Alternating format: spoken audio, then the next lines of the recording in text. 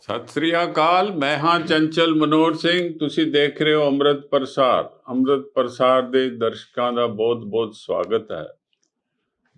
ਚਰਚਾ ਅਧੀਨ ਹੈ ਮੁੱਦਾ ਕਿ ਜੋ ਦਲਿਤ ਸਮੁਦਾਇ ਦੀਆਂ ਰਿਜ਼ਰਵੇਸ਼ਨਾਂ ਬਾਰੇ ਮੋਹਨ ਭਾਗਵਤ ਜੋ RSS ਦੇ ਮੁਖੀ ਹਨ ਨੇ ਇੱਕ ਬੜਾ ਸਨਸਨੀਖੇਜ ਬਿਆਨ ਦਿੱਤਾ। ਉਹ ਬਿਆਨ ਅਜਿਹਾ ਹੈ ਕਿ ਉਸ ਨਾਲ ਮੋਦੀ ਦੀ ਜੋ ਇਲੈਕਸ਼ਨ ਹੈ ਉਸ ਵਿੱਚ ਨੁਕਸਾਨ ਵੀ ਹੋ ਸਕਦਾ। ਜੇ ਉਹ ਸਿੱਧਾ ਪੈ ਜਾਏ ਤਾਂ ਉਹਨਾਂ ਨੂੰ ਚੋਣਾਂ ਵਿੱਚ ਕਾਫੀ ਜ਼ਿਆਦਾ ਲਾਭ ਵੀ ਮਿਲ ਸਕਦਾ ਹੈ। ਪਰ ਇਸ ਦੀ ਅਸੀਂ ਚਰਚਾ ਕਰਦੇ ਹਾਂ ਕਿ ਉਹ ਬਿਆਨ ਕੀ ਹੈ, ਕਿਉਂ ਦਿੱਤਾ ਹੈ, ਕੀ ਮਜਬੂਰੀ ਹੈ ਔਰ ਅਜਿਹਾ ਬਿਆਨ ਇਸ ਸਮੇਂ ਦੇਣ ਦਾ ਮਤਲਬ ਕੀ ਹੈ।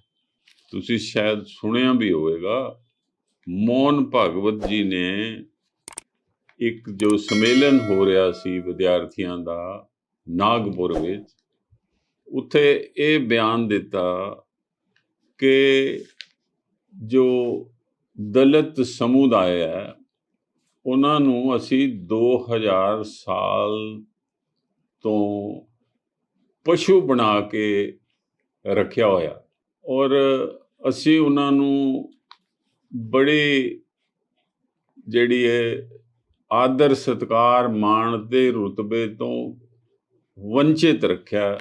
ਵੰਚਿਤ ਕੋ ਉਹਨਾਂ ਨੂੰ ਅਸੀਂ ਪਸ਼ੂ ਬਣਾ ਕੇ ਰੱਖਿਆ। ਜਾਤੀਵਾਦ ਦੇ ਨਾਂ ਤੇ ਅਸੀਂ ਉਹਨਾਂ ਨਾਲ ਬੜੇ ਲੰਬੇ ਸਮੇਂ ਯਾਨੀ 2000 ਸਾਲ ਤੋਂ ਦੁਰਵਿਹਾਰ ਕੀਤਾ ਹੋਇਆ। ਉਹਨਾਂ ਲਈ ਜੇਕਰ ਰਿਜ਼ਰਵੇਸ਼ਨ 2 ਸਾਲ ਤੱਕ ਵੀ ਰੱਖਣੀ ਪਏ ਉਹਨਾਂ ਦਾ ਸਤਰ ਉੱਪਰ ਕਰਨ ਲਈ ਤਾਂ ਇਹ ਕੋਈ ਮਾੜੀ ਗੱਲ ਨਹੀਂ। ਇਹ ਰਿਜ਼ਰਵੇਸ਼ਨ ਰੱਖੀ ਜਾਣੀ ਚਾਹੀਦੀ ਹੈ।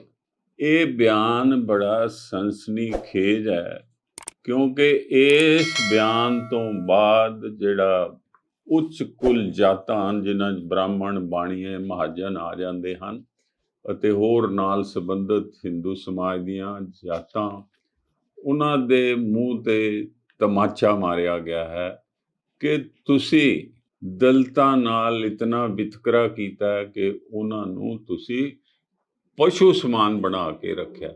ਕੀ ਇਹ ਸੋਚ RSS ਦੀ ਵਚਨਬੱਧਤਾ ਵਿੱਚੋਂ ਨਿਕਲੀ ਹੋਈ ਸੋਚ ਹੈ ਜਾਂ ਇਹ ਇੱਕ ਢਕੌਂਸਲਾ ਨਵਾਂ ਕੀਤਾ ਜਾ ਰਿਹਾ ਹੈ ਜਿਸ ਰਾਹੀਂ 2024 ਦੀਆਂ ਪਾਰਲੀਮੈਂਟ ਦੀਆਂ ਇਲੈਕਸ਼ਨਾਂ ਵਿੱਚ ਦਲਿਤ ਸਮੁਦਾਇ ਨੂੰ BJP ਨਾਲ ਜੋੜਿਆ ਜਾ ਸਕੇ।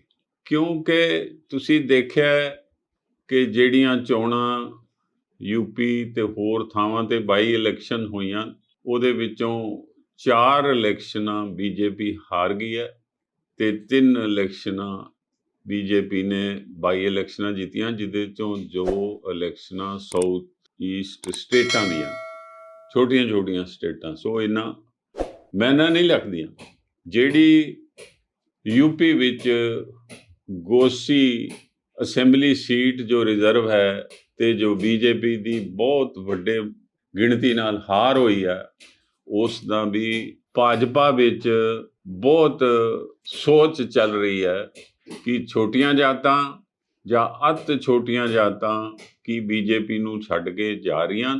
ਕਿਉਂਕਿ ਜਿਹੜੀ ਦੇਸ਼ ਦੇ ਪ੍ਰਧਾਨ ਮੰਤਰੀ ਨਰਿੰਦਰ ਮੋਦੀ ਜੀ ਨੇ ਜੋ ਸੋਸ਼ਲ ਇੰਜੀਨੀਅਰਿੰਗ ਬਣਾਈ ਸੀ ਅਤੇ ਆਪਣੇ ਆਪ ਨੂੰ ਬੈਕਵਰਡ ਵੀ ਦੱਸਿਆ ਅਤੇ ਇਹ ਵੀ ਦੱਸਿਆ ਕਿ ਉਹ ਇੱਕ ਚਾਹ ਵੀ ਵੇਚਦੇ ਰਹੇ ਹਨ, ਤਾਂ ਇਸ ਪ੍ਰਕਾਰ ਉਹਨਾਂ ਨੇ ਉੱਚੀਆਂ ਜਾਤਾਂ ਅਤੇ ਛੋਟੀਆਂ ਜਾਤਾਂ ਅਤੇ ਅਤ ਨੀਵੀਆਂ ਜਾਤਾਂ ਨੂੰ ਜੋੜ ਕੇ ਆਪਣਾ ਮੁੱਦਾ ਜੋ ਸੀਗਾ ਉਹਨਾਂ ਨੇ ਸਵਾਰਿਆ ਅਤੇ 2014 ਦੀਆਂ ਇਲੈਕਸ਼ਨਾਂ ਜਿੱਤੀਆਂ। 2000 ਉਹਨਾਂ ਨੂੰ ਪੁਲਵਾਮਾ ਨੇ ਤੇ ਪਾਕਿਸਤਾਨ ਉੱਪਰ ਕੀਤੀਆਂ ਗਈਆਂ 에ਅਰ ਸਟ੍ਰਾਈਕਸ ਨੇ ਇਲੈਕਸ਼ਨ ਜਿਤਾ ਦਿੱਤੀ। ਹੁਣ ਆਇਆ 2024 ਦਾ ਸਵਾਲ। ਹੁਣ ਦੇਖਣਾ ਇਹ ਹੈ ਕਿ ਇਹ ਜੋ ਮੋਹਨ ਭਾਗਵਤ ਜੀ ਨੇ ਸਟੇਟਮੈਂਟ ਦਿੱਤੀ ਹੈ ਕਿ ਅਸੀਂ ਉਹਨਾਂ ਨੂੰ 2000 ਸਾਲ ਤੋਂ ਪਸ਼ੂ ਬਣਾ ਕੇ ਰੱਖਿਆ ਹੈ, ਕੀ ਇਹ ਉਹਨਾਂ ਦੇ ਅੰਦਰ ਜੋ ਗੁਨਾਹ ਦੀ ਭਾਵਨਾ ਹੈ, ਗਿਲਟ ਦੀ ਫੀਲਿੰਗ ਹੈ, ਉਹਦੀ ਸੋਚ ਵਿੱਚੋਂ ਇਹ ਗੱਲ ਨਿਕਲੀ ਹੈ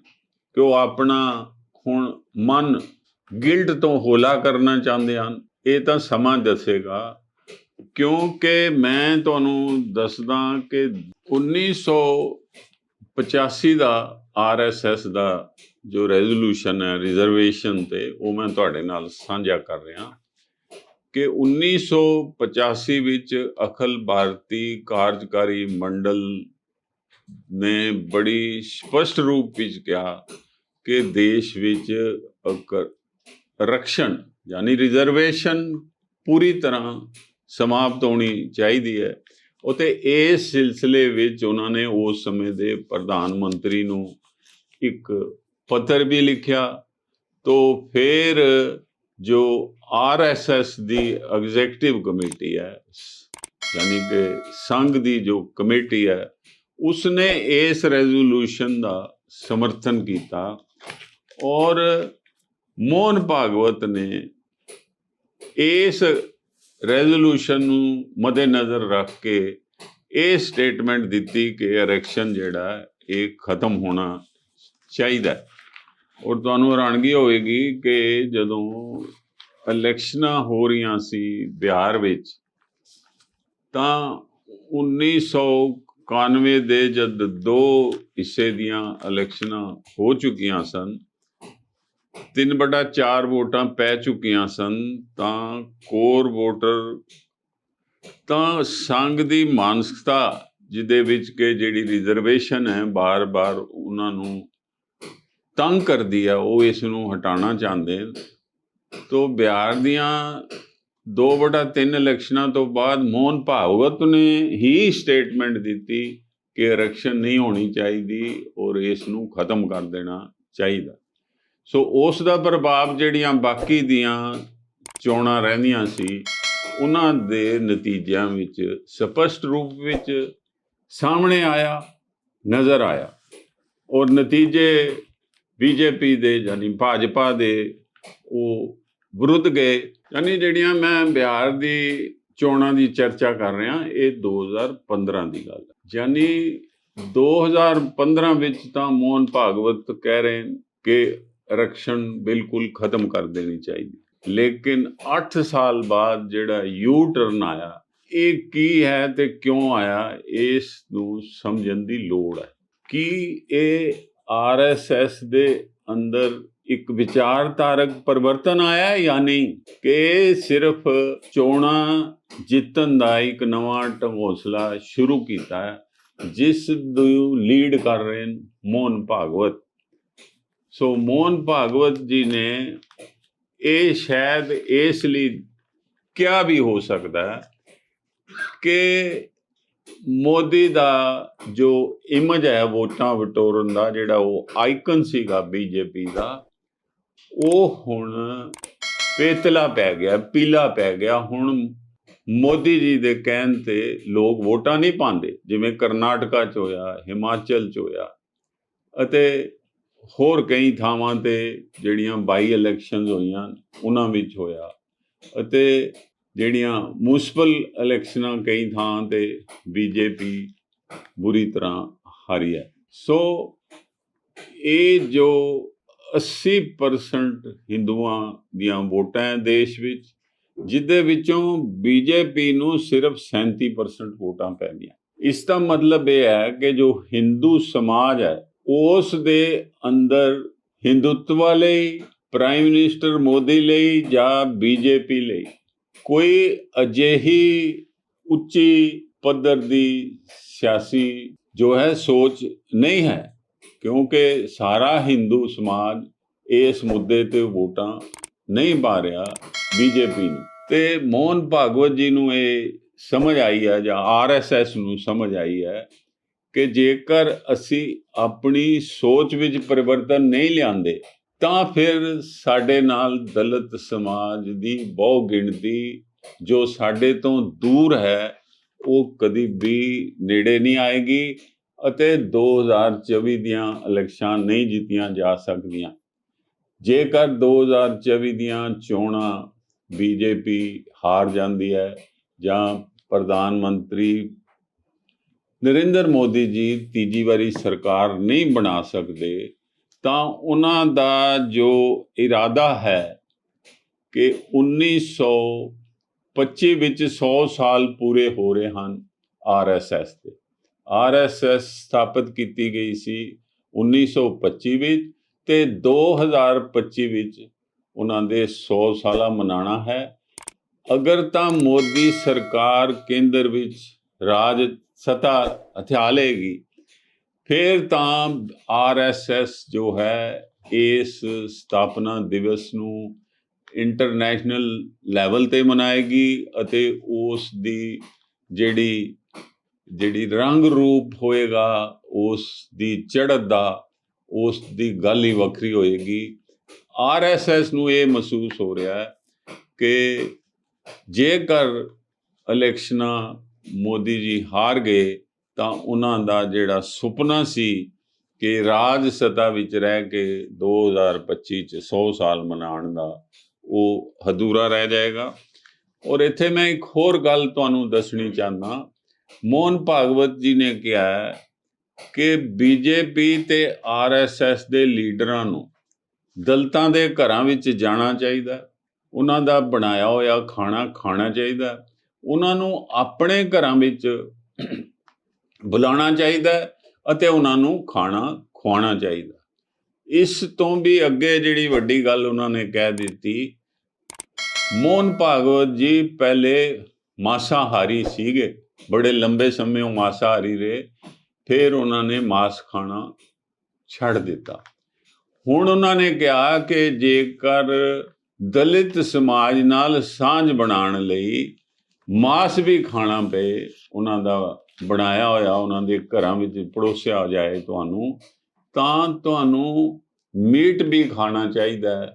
ਔਰ ਇੱਥੋਂ ਤੱਕ ਕਹਿ ਦਿੱਤਾ ਕਿ ਜੇਕਰ ਉਹ ਤੁਹਾਨੂੰ ਬੀਫ ਵੀ ਸਰਵ ਕਰ ਦੇਣ ਤਾਂ ਤੁਸੀਂ ਉਹ ਵੀ ਖਾ ਸਕਦੇ ਹੋ।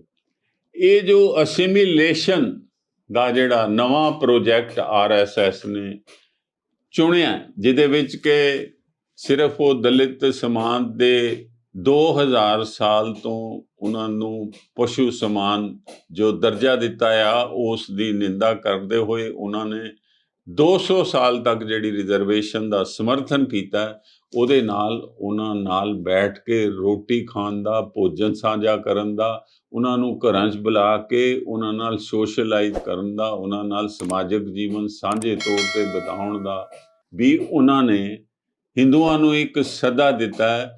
ਤੇ ਜਿਹੜੀਆਂ ਉੱਚ ਕੁਲ ਜਾਤਾਂ ਉਹਨਾਂ ਨੂੰ ਵੀ ਕਿਹਾ ਕਿ ਇਹ ਸਾਰਾ ਕੁਝ ਜਿਹੜਾ ਪਰਿਵਰਤਨ ਹੋਣਾ ਚਾਹੀਦਾ। ਇਹ ਜਿਹੜੀ ਉਹਨਾਂ ਨੂੰ ਲੀਨ ਕਰਨ ਦੀ, ਉਹਨਾਂ ਨੂੰ ਹਿੰਦੂ ਸਮਾਜ ਵਿੱਚ ਮਿਲਾਉਣ ਦੀ, ਅਸਿਮੀਲੇਸ਼ਨ ਦਾ ਜੇ ਇਹ ਨਵਾਂ ਪ੍ਰੋਜੈਕਟ ਉਹਨਾਂ ਨੇ ਜੋ ਸਾਹਮਣੇ ਰੱਖਿਆ ਦੇਸ਼ ਦੇ, ਇਹ ਬੜਾ ਸਨਸਨੀਖੇਜ਼ ਹੈ ਅਤੇ ਇਸ ਨੂੰ ਹਰ ਕੋਈ ਸ਼ੱਕ ਦੀ ਨਿਗਾਹ ਨਾਲ ਦੇਖ ਰਿਹਾ। ਲੱਗਦਾ ਨਹੀਂ ਕਿ ਜੋ ਦਲਿਤ ਸਮਾਜ ਹੈ ਉਹ ਮੋਹਨ ਭਾਗਵਤ ਜੀ ਦੀ ਇਸ ਨਵੀਂ ਵਿਚਾਰਧਾਰਾ ਵਿੱਚ ਆਇਆ ਨਵਾਂ ਪਰਿਵਰਤਨ ਜਿਹੜੇ ਆ ਉਹਨੂੰ ਕਬੂਲ ਕਰਕੇ ਇੱਕਦਮ ਹਿੰਦੂ ਸਮਾਜ ਵਿੱਚ ਔਰ ਖਾਸ ਕਰਕੇ ਬੀਜੇਪੀ ਦੇ ਜੋ ਇੱਕ ਉੱਚ ਕੁਲ ਬ੍ਰਾਹਮਣਾਂ, ਬਾਣੀਆਂ ਤੇ ਮਹਾਜਨਾਂ ਦੀ ਪਾਰਟੀ ਹੈ, ਉਸ ਦੇ ਨਾਲ ਜੁੜ ਕੇ ਉਹਨਾਂ ਨੂੰ ਸਮਰਥਨ ਦੇਣਗੇ।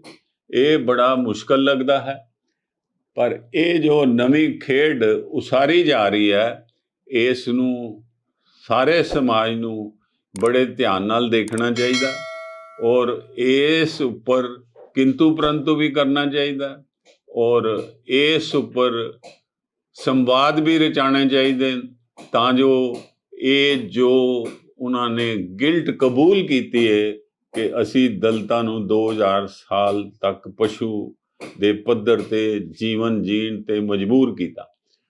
ਤੁਹਾਨੂੰ ਪਤਾ ਹੀ ਹੈ ਕਿ ਜਿਹੜੀ ਹਿੰਦੀ ਬੈਲਟ ਹੈ ਉਹਦੇ ਵਿੱਚ ਜੇਕਰ ਕੋਈ ਦਲਿਤ ਘੋੜੀ ਤੇ ਚੜ੍ਹ ਕੇ ਵਿਆਹ ਕਰਾਉਣ ਜਾਏ ਤਾਂ ਉਹਨੂੰ ਘੋੜੀ ਤੋਂ ਥੱਲੇ ਸਿੱਟ ਦਿੱਤਾ ਜਾਂਦਾ, ਉਹਦਾ ਸਿਰ ਹਟਾ ਦਿੱਤਾ ਜਾਂਦਾ। ਅਗਰ ਉਹ ਕਿਸੇ ਜਿੱਥੇ ਗਲੀ ਵਿੱਚ ਉੱਚ ਕੁਲ ਦੇ ਰਹਿੰਦੇ ਹਨ ਹਿੰਦੂ, ਉਹਨਾਂ ਵਿੱਚੋਂ ਜੇ ਉਹ ਕੋਈ ਆਪਣਾ ਨਗਰ ਕੀਰਤਨ ਕੱਢਣ ਤਾਂ ਉਹਨਾਂ ਉੱਪਰ ਹਮਲਾ ਕੀਤਾ ਜਾਂਦਾ, ਉਹਨਾਂ ਨੂੰ ਭਜਾ ਦਿੱਤਾ ਜਾਂਦਾ। ਔਰ ਜੇਕਰ ਕਿਸੇ ਜੋ ਬੜਾ ਪੁਰਾਣਾ ਸ਼ਿਰ ਲੱਗਿਆ ਹੈ ਕਿ ਜੇਕਰ ਕਿਸੇ ਬ੍ਰਾਹਮਣ ਦੇ ਮੱਥੇ ਕੋਈ ਲੱਗ ਜਾਏ ਦਲਿਤ ਤੇ ਉਸ ਨੂੰ ਬੜਾ ਭੈੜਾ ਸਮਝਿਆ ਜਾਂਦਾ ਹੈ ਅਤੇ ਉਸ ਦੀ ਮਾਰ ਕੁਟਾਈ ਕੀਤੀ ਜਾਂਦੀ ਹੈ। ਇਹ ਜੋ ਹਲੇ ਤੱਕ ਵੀ ਜਾਰੀ ਹੈ। ਦੇਸ਼ ਨੂੰ ਆਜ਼ਾਦ ਹੋਇਆਂ ਪੂਰੇ 75-76 ਸਾਲ ਹੋ ਗਏ ਹਨ, ਪਰ ਦਲਿਤਾਂ ਪ੍ਰਤੀ ਨਫ਼ਰਤ ਤੇ ਦਲਿਤਾਂ ਨੂੰ ਹੀਣਤਾ ਭਾਵ ਦੀ ਰੀਅਲਾਈਜੇਸ਼ਨ ਕਰਾਣੀ, ਇਨਫੈਰੀਅਰਿਟੀ ਕੰਪਲੈਕਸ ਦੀ ਕਿ ਤੁਸੀਂ ਜਿਹੜੇ ਉਹ ਨੀਚ ਹੋ, ਇਹ ਭਾਵਨਾ ਹਿੰਦੂ ਸਮਾਜ ਜੋ ਹੈ ਉਹਦੇ ਵਿੱਚ ਬਹੁਤ ਜ਼ਿਆਦਾ ਹੈ। ਤੋ ਇਸ ਚਰਚਾ ਰਾਹੀਂ ਅਸੀਂ ਤੁਹਾਨੂੰ ਅੱਜ ਇਸ ਗੱਲ ਨਾਲ ਪਹਿਚਾਨ ਕਰਾਈਏ ਕਿ ਹਿੰਦੂ ਸਮਾਜ ਦੀ ਸਭ ਤੋਂ ਵੱਡੀ ਸੰਸਥਾ ਰਾਸ਼ਟਰੀ ਸਵੈਮ ਸੇਵਕ ਯਾਨੀ ਕਿ RSS ਦੇ ਮੁਖੀ ਮੋਹਨ ਭਾਗਵਤ ਦਾ ਜੋ ਇਸ ਮਨ ਪਰਿਵਰਤਨ ਹੋਇਆ ਹੈ, ਜੋ ਸੋਚ ਪਰਿਵਰਤਨ ਹੋਈ ਹੈ, ਇਸ ਤੇ ਬੜਾ ਸੋਚ ਸਮਝ ਕੇ ਚੱਲਣਾ ਚਾਹੀਦਾ ਹੈ। ਇਸ ਨੂੰ ਦਲਿਤਾਂ ਨੂੰ ਭਾਵਕ ਹੋ ਕੇ ਇਸ ਸੋਚ ਦੇ ਪਿੱਛੇ ਨਹੀਂ ਲੱਗਣਾ ਚਾਹੀਦਾ ਕਿ ਉਹਨਾਂ ਦਾ ਇੱਕੋ ਦਿਨ ਵਿੱਚ ਇਹ ਪਰਿਵਰਤਨ ਹੋਇਆ। ਕਦੀ ਵੀ ਪਰਿਵਰਤਨ ਇੱਕ ਦਿਨ ਇੱਕ ਘਟਨਾ ਨਾਲ ਨਹੀਂ ਹੋਇਆ ਕਰਦੇ, ਬੜਾ ਸਮਾਂ ਲੱਗਦਾ ਹੈ ਕਿ ਮਨ ਪਰਿਵਰਤਨ ਹੋਣ। ਜੇ 2000 ਸਾਲ ਦੀ ਆਪਣੀ ਦਲਿਤਾਂ ਉੱਪਰ ਕੀਤਾ ਹੋਇਆ ਅਤਿਆਚਾਰ ਜ਼ੁਲਮ ਜਿਸ ਨੂੰ ਕਬੂਲਿਆ RSS ਦੇ ਮੁਖੀ ਨੇ, ਇਸ ਨੂੰ ਬੜਾ ਲੰਮਾ ਸਮਾਂ ਲੱਗੇਗਾ। ਤੇ ਹੁਣ ਉਹਨਾਂ ਨੇ ਕਿਹਾ ਵੀ 200 ਸਾਲ ਤੱਕ ਵੀ ਰਿਜ਼ਰਵੇਸ਼ਨ ਰਹਿ ਜਾਏ ਤਾਂ ਕੋਈ ਹਰਜਾ ਨਹੀਂ, ਪਰ ਨਾਲ ਹੀ ਉਹਨਾਂ ਨੇ ਕਿਹਾ ਕਿ ਜਿਹੜੇ ਰਿਜ਼ਰਵੇਸ਼ਨ ਰਾਹੀਂ ਉੱਚੀਆਂ ਪਦਵੀਆਂ ਤੇ ਪਹੁੰਚ ਗਏ, ਪੜ੍ਹ ਲਿਖ ਗਏ, ਉਹਨਾਂ ਨੂੰ ਆਪਣੇ ਆਪ ਰਿਜ਼ਰਵੇਸ਼ਨ ਨੂੰ ਤਿਆਗ ਦੇਣਾ ਚਾਹੀਦਾ ਹੈ, ਜਿਸ ਤੋਂ ਫਿਰ ਇਹ ਲੱਗਦਾ ਕਿ ਉਹਨਾਂ ਦੇ ਮਨ ਅੰਦਰ ਹਲੇ ਵੀ ਜਿਹੜੀ ਰਿਜ਼ਰਵੇਸ਼ਨ ਹੈ ਉਹਦੀ ਰੜਕ ਦੀ ਜੋਤ ਜਗਦੀ ਹੈ, ਬੁਲੰਦ ਹੈ।